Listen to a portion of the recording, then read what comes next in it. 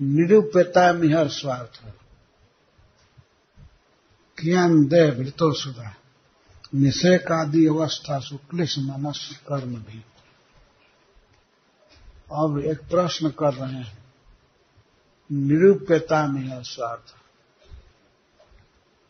हे असुरा, हे असुर बालकों, बताओ जीव को कब सुख मिलता है, कहाँ मिलता है, क्या मिलता है। पहले उन्होंने कहा कि क्या सुख मिलता है, कितना सुख मिलता है। अगर कोई कहे कि सुख कुछ है, हम कह नहीं पाएंगे, लेकिन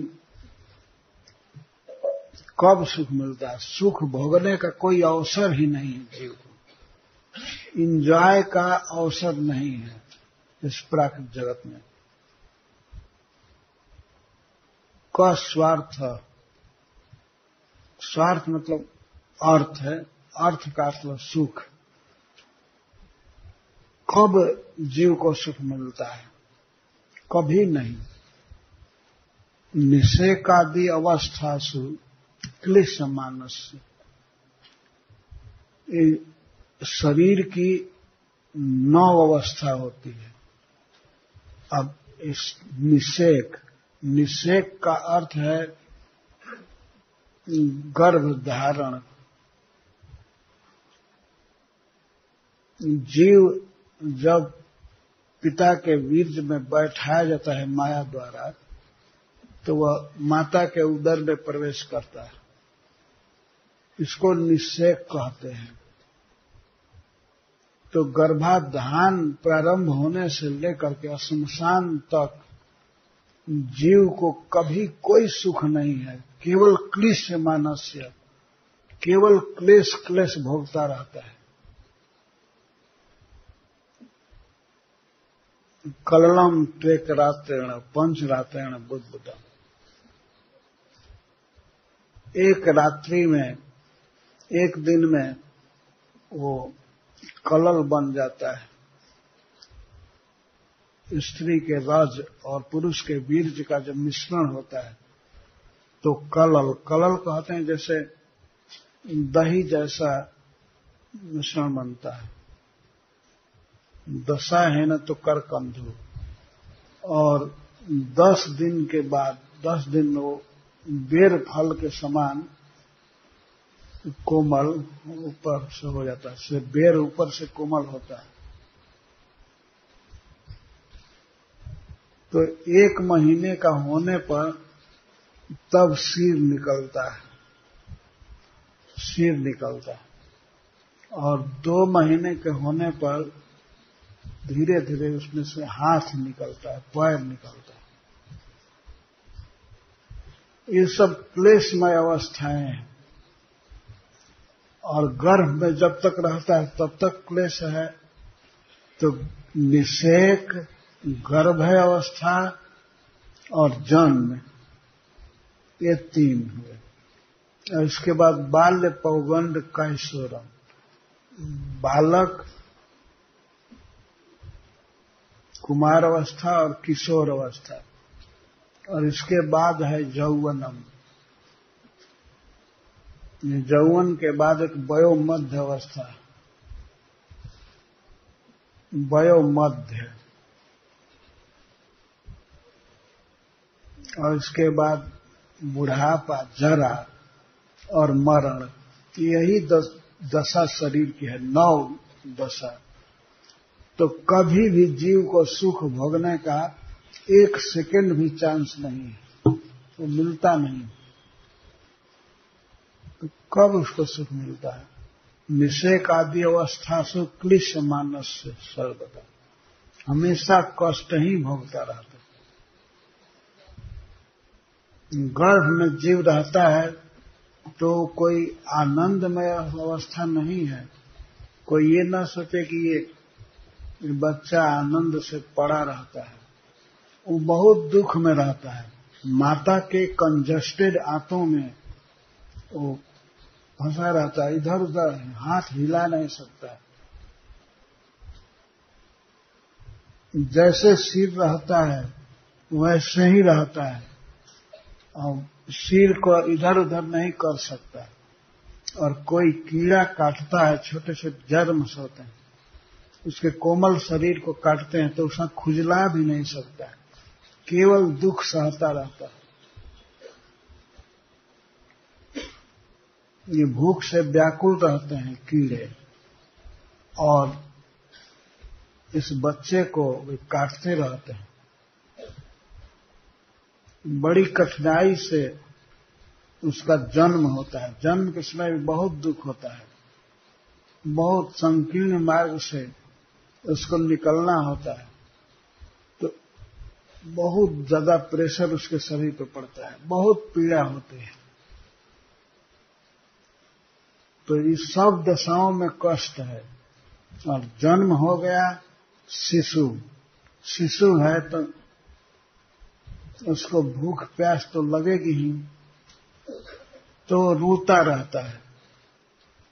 प्राय जन्म के समय सभी बच्चे रोते हैं, रोता रहता है। तो रोना कोई आनंद का प्रकाश नहीं है, वो तो शोक का, दुख का की निशानी है।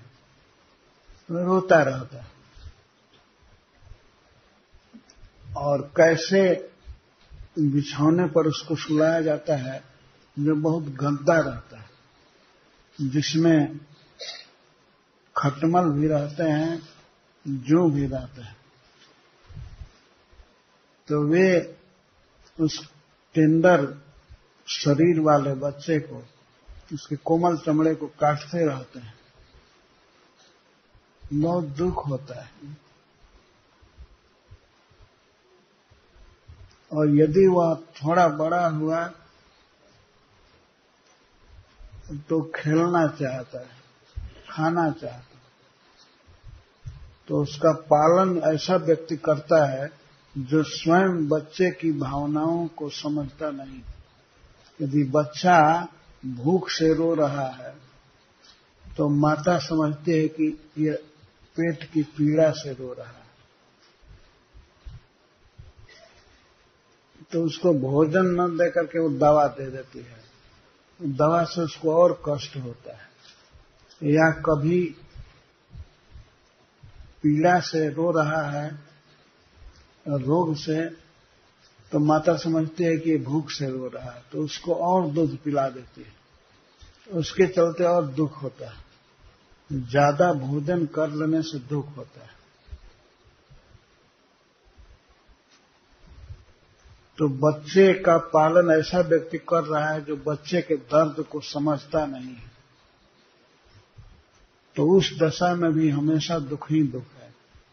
अगर शिशु अवस्था में इस तरह से पार किया दुख से, उसके बाद कुमार अवस्था आई, तो कुमार अवस्था में उसको न चाहने पर भी पढ़ने के लिए भेज दिया जाता है। बच्चा चाहता है खेलूं, स्वतंत्र घूमूं, लेकिन उस पर फोर्स होता है जाओ पढ़ने, और बक्सा बांध देते हैं। बहुत सी किताब है और वो चाहता नहीं है, लेकिन फिर भी अब स्कूल में जाता है, नर्सरी कक्षा में बैठता है, और उसकी यही प्रतीक्षा रहती है कि कब छुट्टी मिले। तो वह छुट्टी होने पर घर वैसे आता है जैसे कोई बहुत बड़े कारागार की सज्जा से, दंड से मुक्त हुआ।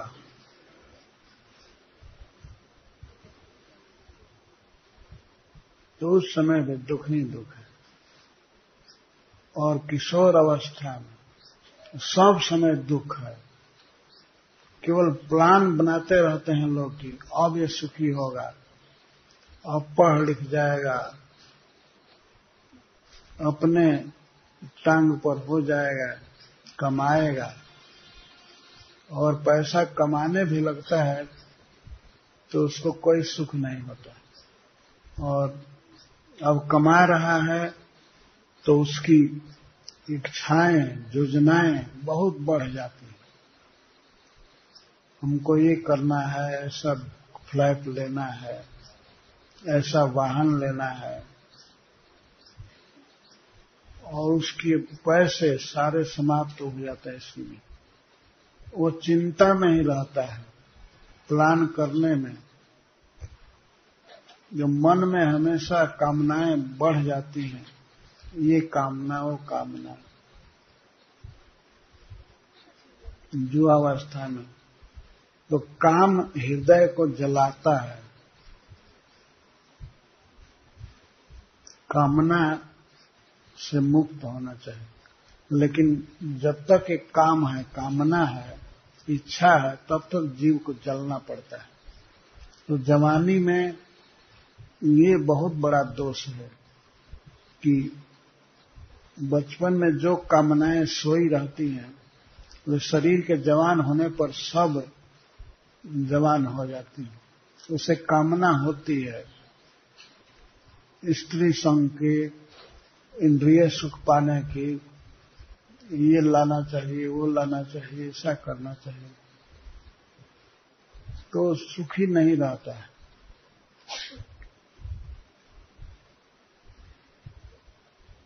और ये तो पुरुष की बात कही जा रही है, स्त्रियों को और भी दुख है। अगर जीवन इस तरह से नश्वर है तो उसमें भी स्त्री का शरीर तो बहुत जल्दी नष्ट होता है।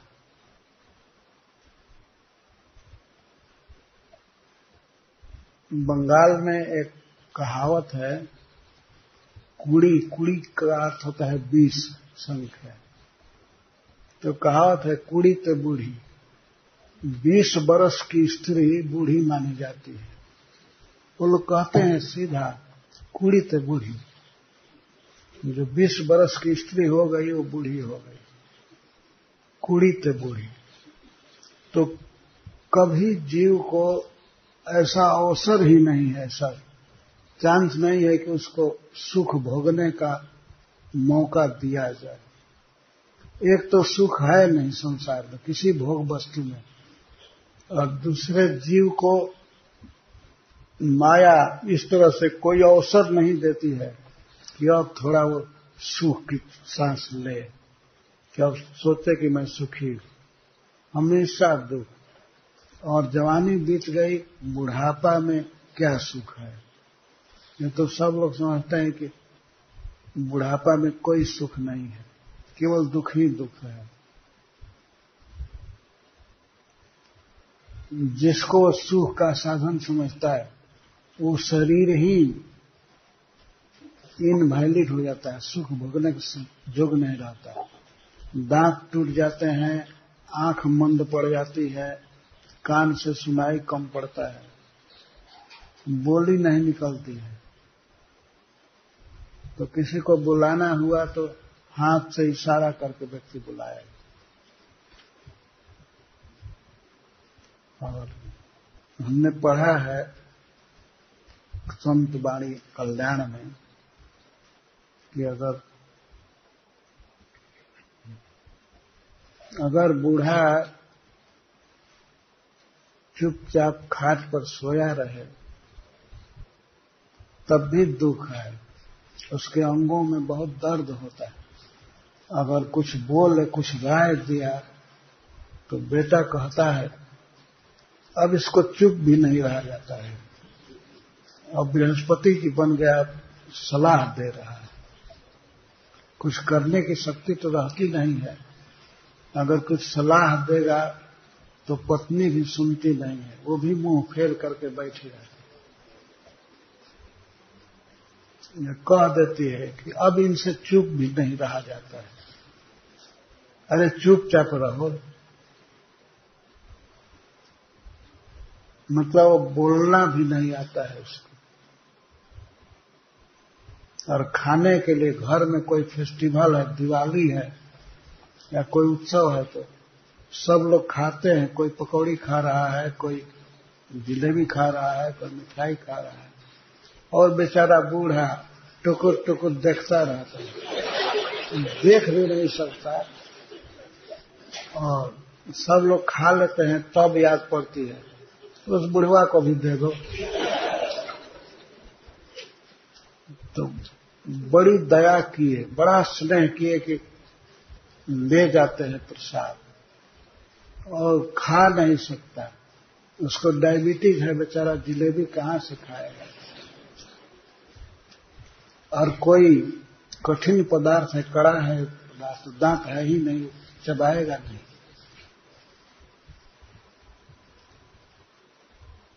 तो बेचारा केवल देखता है और अपना दिन गिनता है, केवल यही है न पड़े पड़े अब कब जमराज आएंगे, कब मृत्यु होगी।